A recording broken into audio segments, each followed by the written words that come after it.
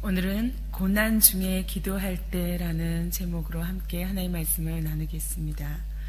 욥기 10장은 욥의 친구 빌닷의 변론에 대한 욥의 응답입니다. 빌닷은 욥이 고난받는 이유가 죄 때문이라고 그렇게 말했습니다. 하나님께서 공의로운 분이시기 때문에 아무런 이유 없이 의로운 사람에게 고난을 주시지 않는다. 그렇게 빌닷은 말했습니다. 욥이 이제 그런 빌닷의 변론 앞에 그의 심정을 하나님 앞으로 가지고 왔습니다. 그는 하나님께 자기의 모든 심정을 토로하고 또 묻고 하소연하고 간구합니다.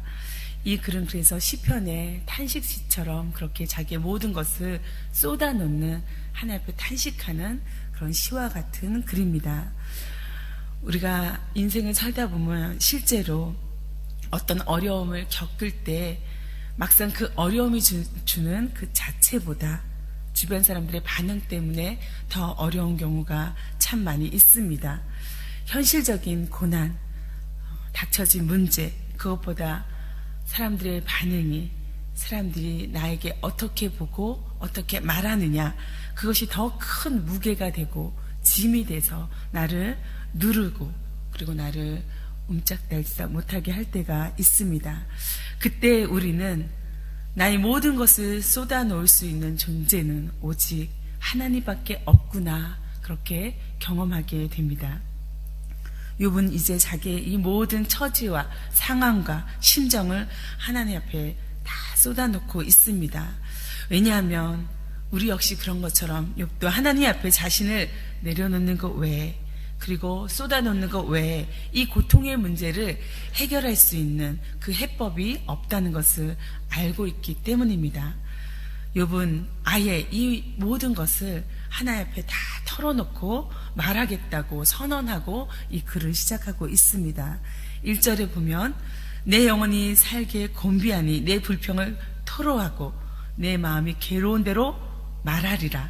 내가 하나님께 아뢰오리니, 이렇게 시작하면서 나를 정죄하지 마시옵고 무슨 까닭으로 나와 더불어 변론하시는지 내게 알게 하옵소서. 하나님의 뜻을 알기 원합니다. 알게 하옵소서. 그런 마음으로 이 글을 시작합니다. 이 번역이 새 번역에서는 이렇게 더 사실적으로 표현되고 있습니다. 1절에 산다는 것이 이렇게 괴로우니 나는 이제 원통함을 참지 않고 다 털어놓고 내 영혼의 괴로움을 다 말하겠습니다. 내가 하나님께 아뢰겠다. 나를 죄인 취급하지 마십시오. 무슨 일로 나 같은 자와 다투시는지 알려주십시오. 이렇게 하나님께 요청하고 있습니다. 사람은 누구나 나에게 정말 진정한 친구가 있으면 좋겠다라고 바랍니다. 내 마음을 모두 알 것 같은 그런 사람, 내 하소연을 어떠한 하소연이라도 다 듣고 내 마음을 읽어줄 수 있는 그런 사람, 내가 지금 세상을 욕하고 또한 때로는 거칠게 표현한다 할지라도 거기에 덧붙여서 설명하고 변명하고 하지 않아도 될 그런 사람을 찾습니다. 하나님께서 바로 그런 존재가 되고 있습니다. 그분 앞에서 우리는 나의 모든 참담한 상황과 사방이 꽉 막힐 것 같은 이 절망적인 상황을 여러 가지 모습으로 포장하지 않고 있는 그대로, 심지어 우리의 투정까지도 그 앞에 쏟아놓을 수 있습니다. 왜냐하면 하나님은 그 자녀의 투정까지도 모두 받아들일 만큼 매우 넉넉하고 그리고 그 사랑과 은혜가 충만한 분이기 때문입니다. 욥은 그런 하나님 앞에 모든 질문들을 3절에서부터 9절까지 계속해서 쏟아놓고 있습니다. 이 새 번역에서는 모든 이 문장 끝에 질문의 물음표가 담겨져 있습니다. 주님께서 손수 만드신 이 몸을 학대하고 멸시하시면서도 악인이 세운 계획은 잘만 되게 하시니 그것이 주님께 무슨 유익이라도 됩니까? 주님의 눈이 살과 피를 가진 사람의 눈이기도 합니까? 주님께서도 매사를 사람이 보듯이 그렇게 보신단 말입니까? 주님의 날도 사람이 누리는 날처럼 짧기라도 하단 말입니까? 주님의 횟수가 사람의 누리는 횟수와 같이 더덥기라도 하단 말입니까? 그렇지 않다면야 어찌하여 주님께서는 기어이 내 허물을 찾아내려고 하시며 내 죄를 들추어내려고 하십니까? 내게 죄가 없다는 것과 주님의 손에서 나를 빼낼 사람이 없다는 것은 주님께서도 아시지 않습니까? 주님께서 손수 나를 빚으시고 지으셨는데 어찌하여 이제 와서 나에게 등을 돌리시고 나를 멸망시키려고 하십니까? 주님께서는 진흙을 빚듯이 몸소 이 몸을 지으셨음을 기억해 주십시오. 어찌하여 주님께서는 나를 티끌로 되돌아가게 하십니까? 이렇게 계속해서 하나님 앞에 질문으로 항변하고 있습니다. 욥은 자신이 악하지 않음을 아시는 하나님께서 마치 자신을 악인 다루듯이 학대하고 멸시하는 것을 이해할 수가 없다고 말하고 있습니다. 무엇 때문에 나를 정죄하시는지 알고 싶다고 따져 묻고 있습니다. 그는 하나님 앞에서 여과 없이 있는 그대로 자신을 고백하고 내비치고 있는 것입니다. 이것은 극심한 고통 속에서 터져 나오는 그의 솔직한 심정입니다. 우리는 하나님 앞에서 이렇게 솔직해야 합니다. 하나님께서는 우리의 모든 것을 아실 뿐만 아니라 우리의 비밀한 것, 내가 알지 못하는 그것까지도 하나님께서는 아시는 분이기 때문에 우리는 그분 앞에서 아는 척, 괜찮은 척 그렇게 위장하고 위선을 부릴 이유가 전혀 없습니다. 우리가 그렇게 나를 하나님 앞에서조차 포장한다면 하나님과 내가 온전히 만날 수 있는 길은 없는 것입니다. 그래서 우리가 기도할 때 하나님 앞에 우리는 정직하게 나아가야 하는 것입니다. 특별히 고난 중에 기도할 때는 더욱더 정직한 모습으로 하나님 앞에 꾸밈없이 나아가야 하는 것입니다. 하나님 앞에 내 마음과 생각과 처지를 솔직하게 고백하고 털어놓아야 합니다. 어떤 자존심도 내세울 필요도 없고 수치스럽고 부끄러운 것도 감출 필요가 없습니다. 나의 연약한 것도 악한 모습도 심지어 나의 이 못된 구석도 하나님 앞에 그대로 노출해야 되는 것이 우리의 기도가 되어야 할 것입니다. 그러기에 욥이 이렇게 고백했다고 해서 그 고백을 우리가 문자 그대로 이해해서는 안 됩니다. 이 탄식과 같은 그의 외침 밑에는 그의 심정이 어떠한지, 그가 어떤 믿음으로 하나님께 나아가고 있는지 우리가 읽어야 할 것입니다. 우리가 사람들과의 대화 속에서도 그럴 때가 있습니다. 저 사람이 말하는 그 말의 진짜 의도가 무엇일까? 그 마음을 우리가 읽어내지 못하는 경우들이 있습니다. 그것은 저 사람에게는 또 다른 꿍꿍이 속이 있을 거야, 그런 의미가 아니라 저 사람이 어떤 심정에서 어떤 마음에서 이런 말을 내뱉는 것일까, 그를 이해하고 또 받아들이기 위한 것입니다. 투정이 사랑의 또 다른 표현일 수 있듯이 욥이 이제 하나님께 쏟아낸 이 모든 질문들은 하나님을 향한 온전한 믿음의 고백인 것도 우리가 찾아내야 할 것입니다. 욥이 믿음의 사람들이 이렇게 고백할 수 있는 것, 이 투정을 내어놓을 수 있는 것, 그것은 그가 하나님을 지금 인정하고 있다는 것입니다. 하나님을 향해 던지는 이 욥의 질문들을 아무리 날이 날카롭게 서 있다 해도 그것은 결코 불신이 아니라 하나님을 그가 철저히 인정하고 신뢰하고 있다는 것을 우리가 느껴야 할 것입니다. 이것은 고통 중에 기도하는 욥의 기도의 태도입니다. 그것은 하나님을 신뢰하는 것, 특별히 그 하나님이 생명과 은혜의 하나님이라는 것, 그것을 우리가 알아야 할 것입니다. 그렇습니다. 하나님은 생명의 주인 되는 분입니다. 창조자입니다. 하나님은 나를 있게 하신 분, 우리를 여기 있게 하신 분, 그리고 존재케 하시는 근원입니다.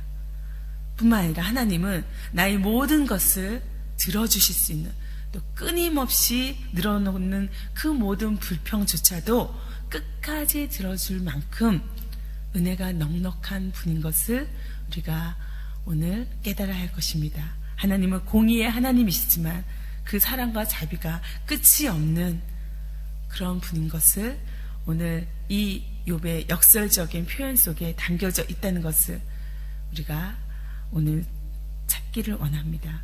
그 증거가 10절에서 12절에 있습니다. 욥이 이렇게 고백합니다. 주님께서 내 아버지에게 힘을 주셔서 나를 낳게 하시고 어머니가 나를 품에 안고 젖을 물리게 하셨습니다. 주님께서 살과 가죽으로 나를 입히시며 뼈와 근육을 엮어서 내 몸을 만드셨습니다. 주님께서 나에게 생명과 사랑을 주시고 나를 돌보셔서 내 숨결까지 지켜주셨습니다.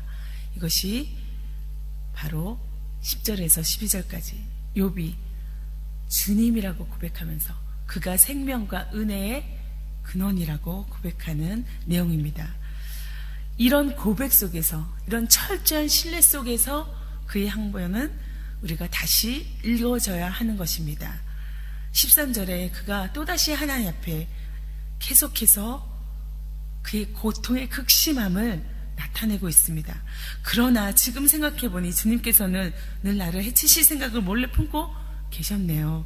주님께서는 내가 죄를 짓나 안 짓나 지켜보고 계셨고 내가 죄를 짓기라도 하면 용서하지 않으실 작정을 하고 계셨네요. 내가 죄를 짓기만 하면 주님께서는 가차없이 내게 고통을 주시지만 내가 올바른 일을 한다고 해서 주님께서 나를 믿어주시지는 않으셨습니다. 그러니 나는 수치를 가득 덮어쓰고서 고통을 몸으로 겪고 있습니다. 내 일이 잘 되기라도 하면 주님께서는 사나운 사자처럼 나를 덮으시고 기적을 일으키시면서까지 내게 상처를 주려고 하셨습니다.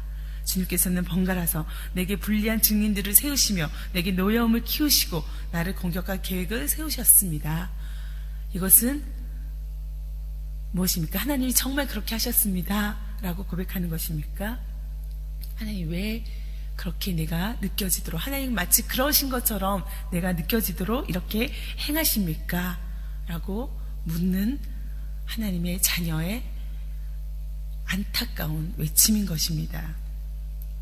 오늘 우리에게 주어진 고난과 암담함 앞에 하나님을 어떻게 고백하고 있습니까? 우리를 넘어뜨리기 위해서 온갖 방법을 다 동원하는 악한 세력 앞에 우리는 하나님을 부인하고 또 심지어 자신이 하나님인 양 그렇게 자기 짧은 지식으로 또 안목으로 마구 판단하고 그렇게 행하지는 않습니까? 때로는 그것이 역으로 포기하고 절망하고 그리고 이제 더 이상 희망은 없다.